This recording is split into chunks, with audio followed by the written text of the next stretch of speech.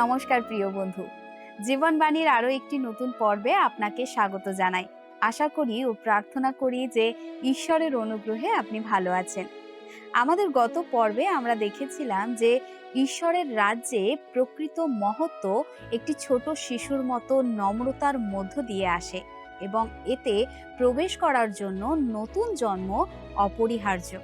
আজকের পর্বে আমরা মথিলিখিত সুসমাচারের 19 অধ্যায় অধ্যয়ন করব, যেখানে যিশু জিহুদিয়া দেশে প্রবেশ করবেন। বিবাহের ক্ষেত্রে ঈশ্বরের আদর্শ ও বিবাহ বিচ্ছেদের একমাত্র কারণ সম্পর্কে শিক্ষা দেবেন। ছোট শিশুদের আশীর্বাদ করবেন, ধনী যুবক শাসকের সঙ্গে সাক্ষাৎ করবেন এবং তার রাজ্যে প্রেরিতদের ভবিষ্যৎ স্থান সম্পর্কে কথা বলবেন। তাহলে চলুন শুরু করা যাক।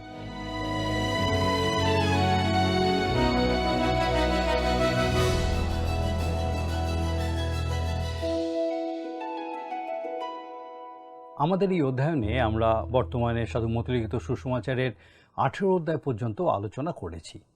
আজকে থেকে আমাদের আলোচনা হবে মথিলিখিত সুসমাচার 19 অধ্যায়ের 1 থেকে 26 পদ। মথিলিখিত সুসমাচারের নির্দিষ্ট ধারা অনুযায়ী যীশুখ্রিস্ট রাজা হিসেবে এসেছিলেন, রাজা হিসেবে জীবনযাপন করেছিলেন, রাজা হিসেবেই মারা গেছিলেন, তারপর মৃত্যুকে জয় করে পুনরুত্থিত হয়েছেন এবং রাজার মতন আবার ফিরে আসবেন নিজ রাজত্ব স্থাপন করতে। এই সুসমাচারের ঘটনাক্রম অনুযায়ী আমাদের লক্ষ্য এখন সুসমাচারের ভৌগোলিক অবস্থানের দিকে। ক্রুশারোপণের পূর্বে শেষবার জেরুসালেমে যাওয়ার জন্য প্রভু যিশু জিহুদিয়া অঞ্চলে প্রবেশ করলেন। তিনি যা কিছু করেন বা বলেন তার পিছনে নির্দিষ্ট কারণ থাকে। আসুন আমরা পাঠ করি মথিলিখিত সুসমাচার 19 অধ্যায়ের প্রথম পদ। এই সকল বাক্য সমাপ্ত করিবার পর যিশু গালিল হইতে প্রস্থান করিলেন, পরে জর্দনের পরপারস্থ জিহুদিয়ার অঞ্চলে উপস্থিত হইলেন। এই সকল বাক্য সমাপ্ত করিবার পর, কোন বাক্য? এগুলো সেই বাক্য যা 16 থেকে 18 অধ্যায়ে লেখা আছে। গালিলে তার যা বলার ছিল সেই সব বলে এবারে তিনি দক্ষিণ দিকে জিহুদার প্রান্তে জর্দনের পরপারে অর্থাৎ জর্দন নদীর পূর্ব প্রান্তে উপস্থিত হয়েছেন। আমরা এখানে এক ভৌগোলিক গতিবিধি দেখছি। কৈশরিয়া ফিলিপি অঞ্চলে তিনি ঘোষণা করেছিলেন যে তিনি জেরুসালেমে যাচ্ছেন এবং সেখানে হত হবেন। তারপর তিনি গালিল প্রদেশে চলে যান এবং গালিল সাগরের আশেপাশে অনেক দিন কাটান। কফরনাহুম ছিল তার প্রধান কার্যালয় এবং তিনি গাদারাতেও গেছিলেন আর এখন জিহুদিয়ার সীমান্তে উপস্থিত হয়েছেন। এরপরে আমরা 2 পদে দেখি, 19 অধ্যায় 2 পদ। আর বিস্তর লোক তাহার পশ্চাৎ পশ্চাৎ গমন করিল এবং তিনি সেখানে লোকদিগকে সুস্থ করিলেন। এখানে আমি দুটো শব্দের উপর জোর দিতে চাই, যা আগেও অনেকবার আমি জোর দিয়ে বলেছি। প্রথমটা হলো বিস্তর, অনেক, এবং অন্যটা হলো সুস্থ। 2-1 লোক সুস্থ হয়নি, কিন্তু বিস্তর লোক, প্রচুর লোক সুস্থ হয়েছিল। যত সময় যাচ্ছে তত এই বিষয়টায় আমি অভিভূত হয়ে যাচ্ছি। আপনি যদি বিশ্বাসের দ্বারা আরোগ্য দিতে পারেন তাহলে আপনার হাসপাতালে যাওয়া উচিত এবং সেগুলি খালি করে দেওয়া উচিত। প্রভু যীশু সেটাই করেছিলেন। যখন তিনি রাস্তা দিয়ে যেতেন, যত লোক তার কাছে আসতো তিনি সবাইকে সুস্থ করতেন। প্রচুর মানুষ সুস্থ হয়েছিল। এবারে আমরা বিবাহ এবং বিবাহ বিচ্ছেদ সম্বন্ধে দেখব। লোকেরা প্রভু যীশুর কাছে বিবাহ বিচ্ছেদ সম্বন্ধে প্রশ্ন নিয়ে এসেছিল। প্রভু যীশু বিবাহ সম্বন্ধে ঈশ্বরের যে নীতি সেটাই বলেছিলেন এবং বিবাহ বিচ্ছেদের কি ভিত্তি হওয়া উচিত সেটা তিনি বলেছিলেন। আসুন আমরা 3 পদ পাঠ করি। মথি 19 অধ্যায় 3 পদ। আর ফরিসীরা তাহার নিকটে আসিয়া পরীক্ষাভাবে তাহাকে জিজ্ঞাসা করিল, যে সে কারণে কি আপন স্ত্রীকে পরিত্যাগ করা বিধেয়? ফরিসীরা তাকে পরীক্ষা করতে এসেছিল। তারা সবসময় চেষ্টা করত যিশুকে দিয়ে মসির বিরোধিতা করাতে। তারা তার সামনে একটা সমস্যা নিয়ে এসেছিল, যে সে কারণে কি আপন স্ত্রীকে পরিত্যাগ করা বিধেয়। বর্তমান সময়েও খ্রিস্ট বিশ্বাসীদের কাছে এটা একটা বড় প্রশ্ন। বিষয়টা একটু ভালোভাবে বুঝতে হবে। ঈশ্বর মানব জাতির মঙ্গলের জন্য সকল মানুষের জন্য নির্দিষ্ট কিছু বিষয় দিয়েছেন। যেমন পরিবার রক্ষা করার জন্য বিবাহের প্রথা দিয়েছেন। বিবাহ এমন একটা বিষয় যা সকল মানুষের জন্য ঈশ্বর দত্ত আশীর্বাদ, সে উদ্ধারপ্রাপ্ত হোক বা না হোক। আরও একটা উদাহরণ হলো মৃত্যুদণ্ড, যা ঈশ্বর দিয়েছেন কোনো জাতিকে রক্ষা করার জন্য, সেই জাতির প্রত্যেক মানুষের জীবনকে রক্ষা করার জন্য। আবার তিনি বিশ্রামবাদ দিয়েছেন প্রত্যেক ব্যক্তির রক্ষার জন্য, যেন সে একটা দিন বিশ্রাম পায়। ঈশ্বর এই সমস্ত ব্যবস্থা দিয়েছেন ব্যক্তি, পরিবার এবং জাতিকে রক্ষা করবার জন্য। এগুলো সাধারণ ব্যবস্থা, সমগ্র মানব জাতির জন্য তিনি এগুলি দিয়েছেন। পরবর্তীকালে এগুলিকে তার মনোনীত লোকেদের জন্য নির্দিষ্ট করা হয়। আসুন এবারে আমরা ফিরে যাই সেই বিবাহের প্রশ্নে। যদিও এখানে একটি ছোট পরিসরে কেবলমাত্র ইসরায়েল জাতি প্রসঙ্গে বলা হয়েছে, কিন্তু সমসাময়িক খ্রিস্টবিশ্বাসীদের দিকে লক্ষ্য রেখেই আমরা এই বিষয়টা আলোচনা করব। যে সে কারণে কি আপন স্ত্রীকে পরিত্যাগ করা বিধেয়? আসুন আমরা 4 পদ পাঠ করি। তিনি উত্তর করিলেন, তোমরা কি পাঠ করো নাই যে সৃষ্টিকর্তা আদিতে পুরুষ ও স্ত্রী করিয়া তাহাদিওকে নির্মাণ করিয়াছিলেন? প্রভু যীশু তাদেরকে একদম আদিতে নিয়ে গেলেন এবং বিবাহ সম্বন্ধে ঈশ্বরের যে আদর্শ তা দেখিয়ে দিলেন। মসির ব্যবস্থা বৃহত্তর ক্ষেত্রে বিবাহ বিচ্ছেদকে অনুমোদন করে।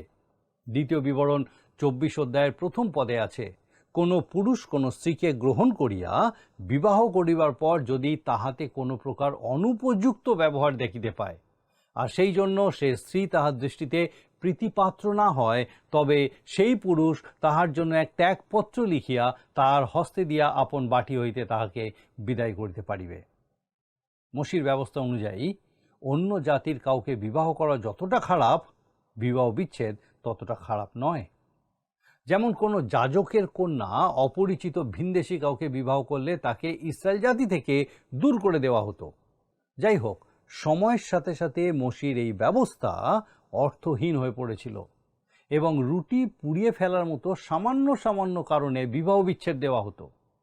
আর তাই প্রভু যিশুর সময় বিবাহ বিচ্ছেদ নিয়ে খুবই চর্চা হতো। আসুন এবারে 5 আর 6 পদ পড়ি। 19 অধ্যায় 5 আর 6 পদ। এই কারণ মনুষ্য পিতা ও মাতাকে ত্যাগ করিয়া আপন স্ত্রীতে আসক্ত হইবে এবং সে দুইজন একাঙ্গ হইবে। সুতরাং তাহারা আর দুই নয়, কিন্তু একাঙ্গ। অতএব ঈশ্বর যাহার যোগ করিয়া দিয়াছেন, মনুষ্য তাহার বিয়োগ না করুক। মনুষ্য পরিবারে পাপ প্রবেশের আগে এটাই ছিল ঈশ্বরের পরিকল্পনা। ঈশ্বরের প্রাথমিক পরিকল্পনায় বিবাহ বিচ্ছেদ ছিল না। কেন জানেন? কারণ ঈশ্বরের পরিকল্পনায় পাপের কোনো স্থান ছিল না, আর বিবাহ বিচ্ছেদ হলো পাপেরই একটি ফল। আপনি যাই বলুন না কেন, যদি বিবাহ বিচ্ছেদ ঘটে তবে সম্পর্কের মধ্যে কোনো না কোনো পাপ আছে। তাই আমাদের প্রভু বিষয়টাকে ঈশ্বরের আসল পরিকল্পনার কাছে নিয়ে গেলেন। আমরা 7 পদে দেখি লেখা আছে, তাহারা তাহাকে কহিল, তবে মসি কেন ত্যাগপত্র দিয়া পরিত্যাগ করিবার বিধি দিয়াছেন? তাদের প্রশ্নের উত্তর খুঁজতে গেলে আপনাকে দ্বিতীয় বিবরণ 24 অধ্যায়ের প্রথম 4 পদ দেখতে হবে। কেন সাধু মসি বিবাহ বিচ্ছেদের অনুমতি দিয়েছিলেন? প্রভু যিশুর উত্তর শুনি আমরা। এরপরে 19 অধ্যায় 8 পদে দেখি, তিনি তাহাদিওকে কহিলেন, তোমাদের অন্তঃকরণ কঠিন বলিয়া মসি তোমাদিওকে আপন আপন স্ত্রীকে পরিত্যাগ করিবার অনুমতি দিয়াছিলেন, কিন্তু আদি হইতে এরূপ হয় নাই। তাদের হৃদয়ের কঠিনতা প্রযুক্তই মসি তাদেরকে এই অনুমতি দিয়েছিলেন। বিবাহ সমস্ত মানব জাতির জন্য দেওয়া হয়েছিল এবং এটা খুবই কোমল ও মধুর একটা সম্পর্ক। এর কোনো তুলনা হয় না। প্রকৃতপক্ষে খ্রিস্ট এবং মণ্ডলীর মধ্যে যে সম্পর্ক, বিবাহের মধ্যে দিয়ে সেটাই প্রকাশ পায়। সেই জন্য বিশ্বাসীরাই এই উচ্চ এবং পবিত্র সম্পর্ক প্রকাশ করতে পারে। কিন্তু যখন তারা ব্যর্থ হয় এবং তিক্ততা ও মনের কঠিনতা সেই সম্পর্কের মধ্যে প্রবেশ করে, তখন সেই সম্পর্ক অন্তঃশ্বাস শূন্য হয়ে পড়ে, যা বিবাহের উপহাস মাত্র। আমার মনে হয় বিবাহ হয় স্বর্গীয় অথবা নারকীয়, এর মাঝামাঝি কোনো অবস্থান হতে পারে না। ভুল জায়গায় বিয়ে হলে শুরুতেই সমস্যার সৃষ্টি হয়। এমনকি বিশ্বাসীদের ক্ষেত্রেও বিবাহ খুবই ভঙ্গুর হয়ে উঠতে পারে। মানুষের হৃদয়ের কাঠিন্যের কারণেই ঈশ্বর বিবাহ বিচ্ছেদের অনুমতি দিয়েছেন। তিনি আমাদের প্রতি অত্যন্ত দয়ালু। কিন্তু বিবাহ বিচ্ছেদ কখনোই তার লক্ষ্য নয়। আমি আবার বলছি, বিবাহ বিচ্ছেদের নেপথ্যে থাকে পাপ। কিন্তু আমরা সকলেই তো পাপী। ঈশ্বর যখন নরঘাতককে ক্ষমা করতে পারেন, তাহলে তিনি বিবাহ বিচ্ছিন্ন ব্যক্তিদেরও ক্ষমা করতে পারেন। কিন্তু আমাদের বুঝতে হবে, বিবাহ বিচ্ছেদের মূল কারণ হলো পাপ। এবার প্রভু যীশু একটি নতুন বিষয় উত্থাপন করলেন। আসুন আমরা 9 পদে দেখি, লেখা আছে, আর আমি তোমাদিওকে কহিতেছি, ব্যভিচার দোষ ব্যতি রেখে যে কেহ আপন স্ত্রীকে পরিত্যাগ করিয়া অন্যকে বিবাহ করে, সে ব্যভিচার করে, এবং যে ব্যক্তি সেই পরিত্যক্তা স্ত্রীকে বিবাহ করে, সেও ব্যভিচার করে।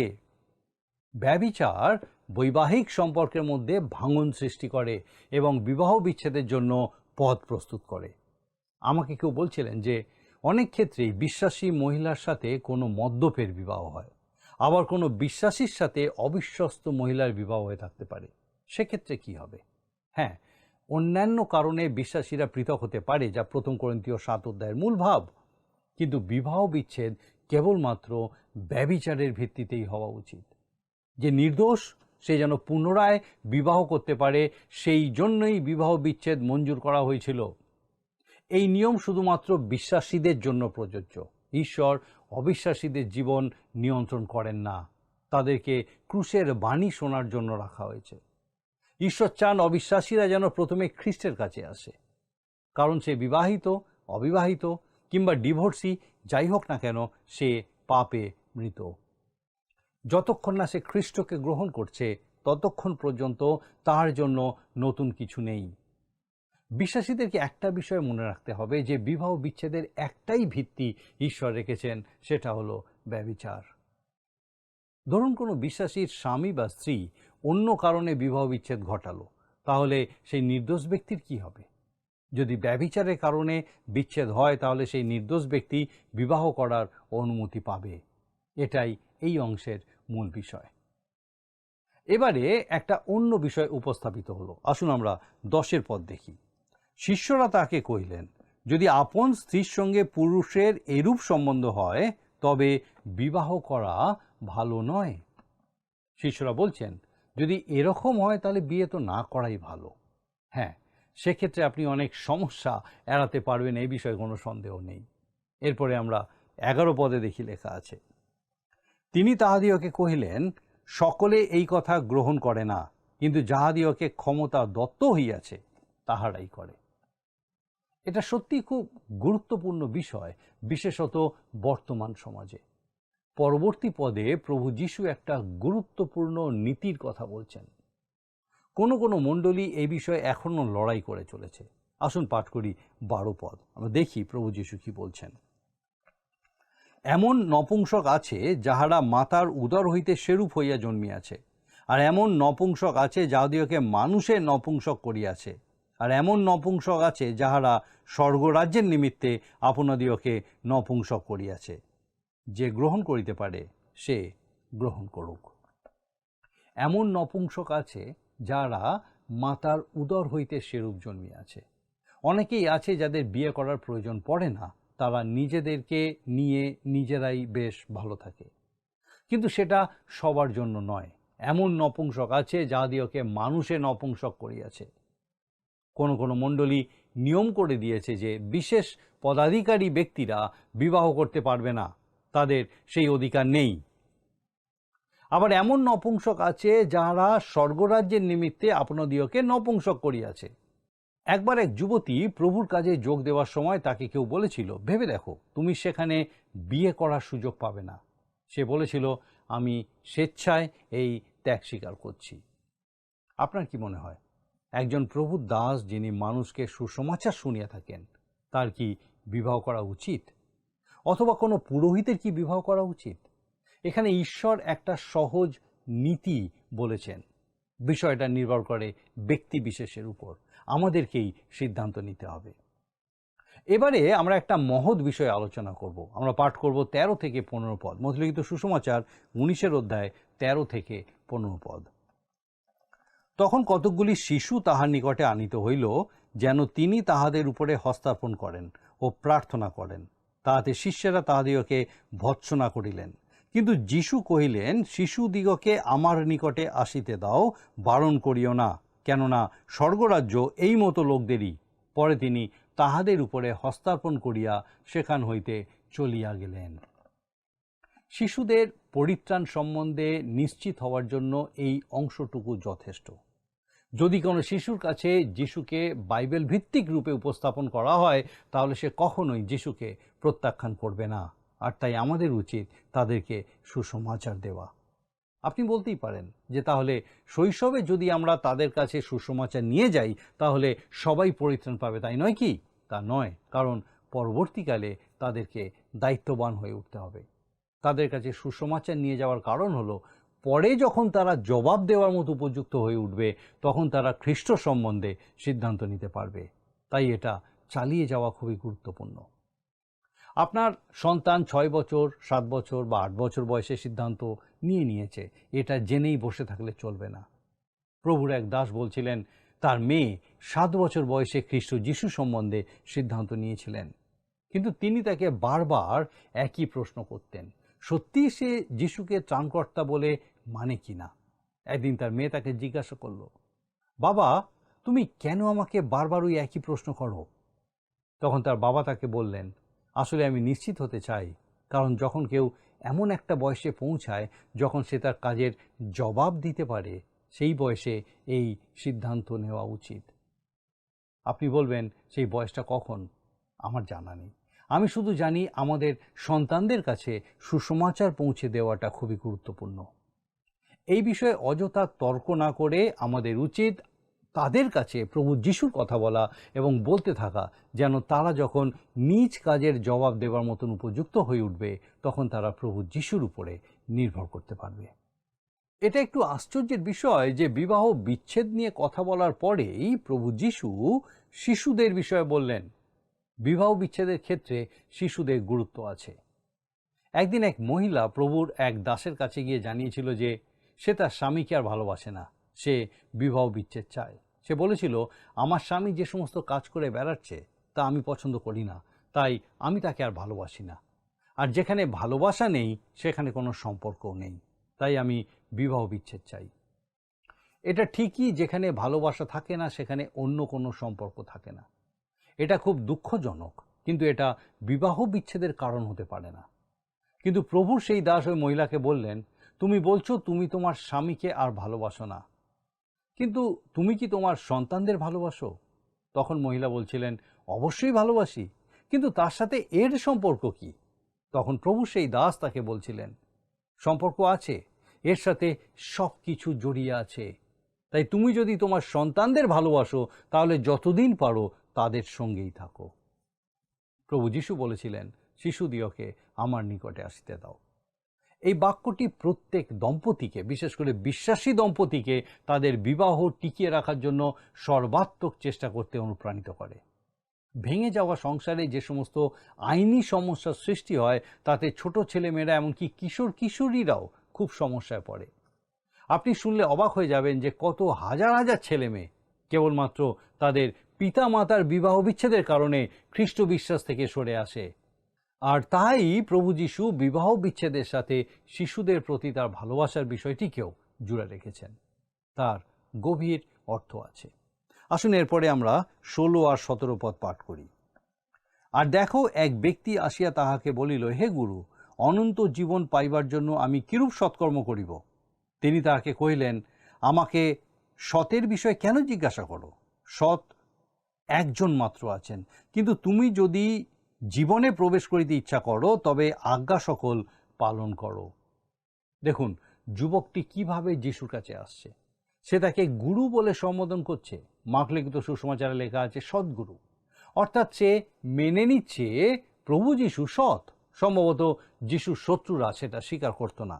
যিশু বললেন, আমাকে সৎ বলছো কেন? আপনি নিশ্চয়ই বুঝতে পারছেন যিশু কি বুঝাতে চাইছেন, কারণ তিনি বলছেন একজন ছাড়া সৎ কেউ নেই, তিনি ঈশ্বর। অর্থাৎ তিনি বলতে চাইছেন, যদি তুমি বলো আমি সৎ, তার কারণ আমি ঈশ্বর। প্রভু যিশু সেই যুবকের চিন্তাকে একটা নির্দিষ্ট দিকে চালিত করছেন, যেন সে বুঝতে পারে যে যিশুই খ্রিস্ট, ঈশ্বরের পুত্র। এরপর তিনি সেই যুবকের জীবনে ব্যবস্থার যে আজ্ঞা সেগুলিকে রাখলেন, যেগুলো প্রতিবেশীদের সাথে তার সম্পর্ক ঠিক করে। আসুন আমরা 18 থেকে 20 পদ পাঠ করি। সে কহিল, কোন কোন আজ্ঞা? যিশু বলিলেন, এই নরহত্যা করিও না, ব্যভিচার করিও না, চুরি করিও না, মিথ্যা সাক্ষ্য দিও না, পিতা ও মাতাকে সমাদর করিও এবং তোমার প্রতিবাসীকে আপনার মতো প্রেম করিও। সেই যুবক তাকে কহিল, আমি এ সকলই পালন করিয়াছি, এখন আমার কি ত্রুটি আছে? যুবকটি বলতে চাইছে যে সে সমস্ত আজ্ঞা পালন করলেও তার মনে হচ্ছে যে তার জীবনে কোনো ঘাটতি আছে। দেখুন, প্রভু যিশু তাকে যে আজ্ঞাগুলোর কথা বলেছেন সেগুলো 10 আজ্ঞার শেষের দিকের অংশ, যা মানুষের সাথে মানুষের সম্পর্কের কথাই বলে। 10 আজ্ঞার প্রথম কয়েকটি আজ্ঞা ঈশ্বরের সাথে মানুষের সম্পর্ক সম্বন্ধে। প্রভু যিশু সেগুলি সম্বন্ধে কিছু বলেননি, কারণ তিনি এই যুবককে তার চিন্তা অনুযায়ী চলতে দিয়েছেন। কিন্তু পরে তিনি ঈশ্বরের সাথে মানুষের সম্পর্কের দিকে তাকে নিয়ে যাচ্ছেন। আমরা 21 পদে দেখি লেখা আছে, যিশু তাহাকে কহিলেন, যদি সিদ্ধ হইতে ইচ্ছা করো তবে চলিয়া যাও, তোমার যাহা যাহা আছে বিক্রয় করো এবং দরিদ্রদিওকে দান করো, তাহাতে স্বর্গে ধন পাইবে, আর আইসো আমার পশ্চাৎগামী হও। যদি সিদ্ধ হইতে ইচ্ছা করো, অর্থাৎ যদি সম্পূর্ণ হতে চাও, যিশুকে অনুসরণ করলে সে বুঝতে পারবে যে ঈশ্বরের সাথে মানুষের সম্পর্কের যে প্রথম আজ্ঞাটি আছে সেটা সে পালন করছে না।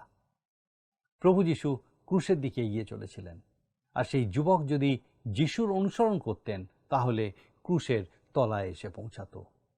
নিশ্চয়ই কোনো কিছু তাকে যিশুর অনুসরণ করা থেকে আটকে দিয়েছিল। তার ধন সম্পদ ছিল, আর সেটাই ছিল তার বাধার কারণ।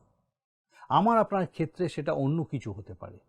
আমরা দেখি 22 পদে লেখা আছে, কিন্তু এই কথা শুনিয়া সেই যুবক দুঃখিত হইয়া চলিয়া গেল, কারণ তাহার বিস্তর সম্পত্তি ছিল।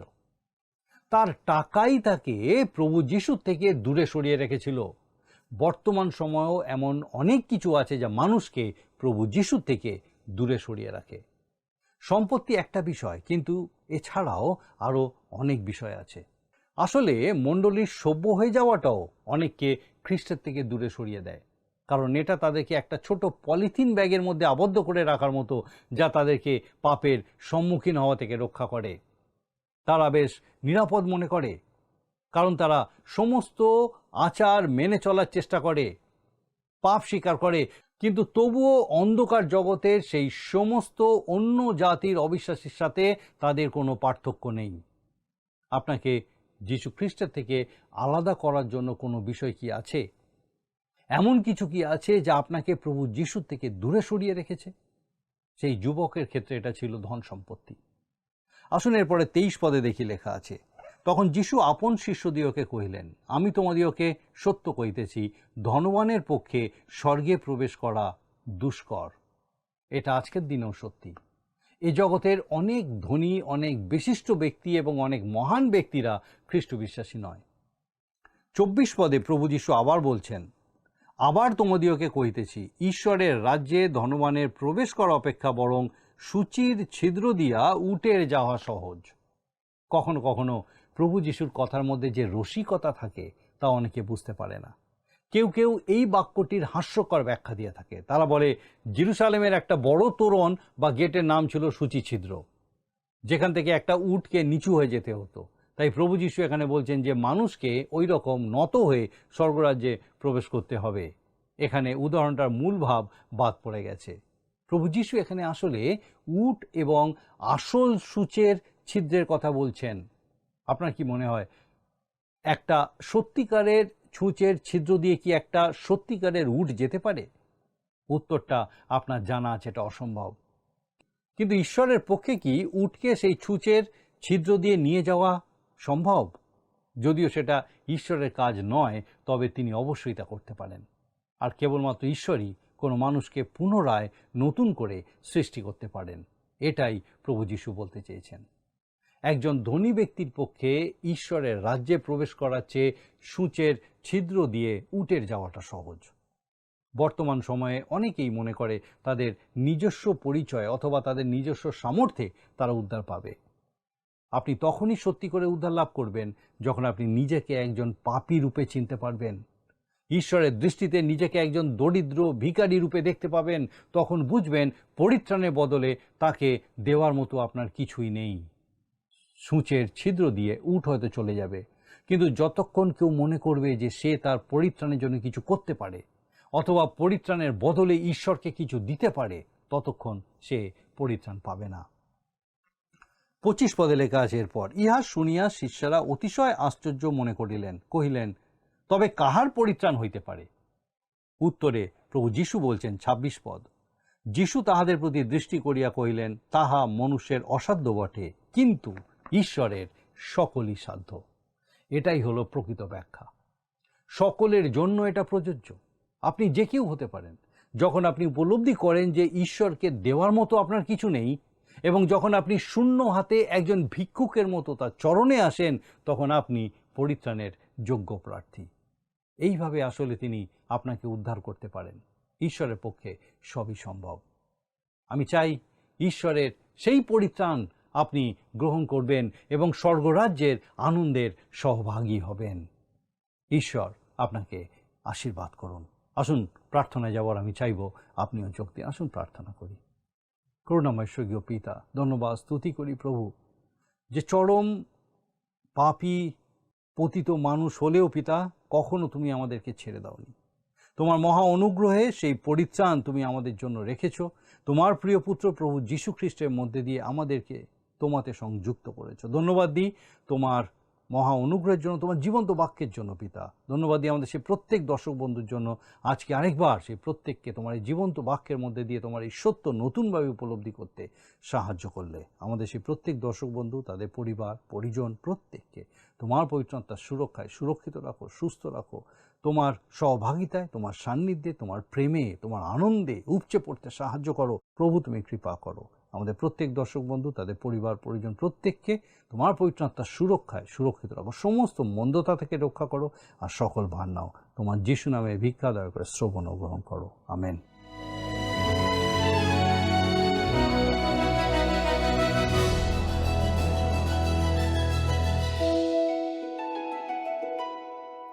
প্রিয় বন্ধু, আশা করি আজকের পর্বটি আপনার ভালো লেগেছে। আজকের পর্ব থেকে আমরা শিখলাম যে মথিলিখিত সুসমাচারের 19 অধ্যায়ে যিশু এক স্পষ্ট উদ্দেশ্য নিয়ে জেরুসালেমের দিকে অগ্রসর হয়েছিলেন।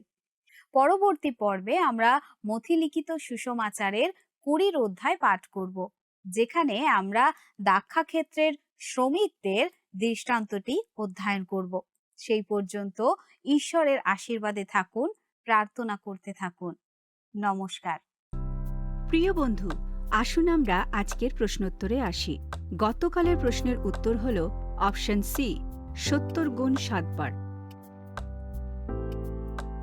আজকের প্রশ্ন, কার পক্ষে স্বর্গরাজ্যে প্রবেশ করা দুষ্কর? অপশন এ, দরিদ্রদের পক্ষে। অপশন বি, শিশুদের পক্ষে। অপশন সি, ধনবানের পক্ষে। অপশন ডি, ধার্মিকের পক্ষে। বন্ধু, এই প্রশ্নের উত্তর আগামীকাল সন্ধ্যে 6টার মধ্যে option A, B, C, D সহকারে আপনার নাম ও সম্পূর্ণ ঠিকানার সহকারে 9433497235 এই নম্বরে SMS বা হোয়াটসঅ্যাপে লিখে পাঠাবেন। যদি আপনার এই অনুষ্ঠান ভালো লেগে থাকে তাহলে এই নম্বরে একটি মিসড কল করুন। তাহলে আপনি পরের বারে বিজয়ী হতে পারেন।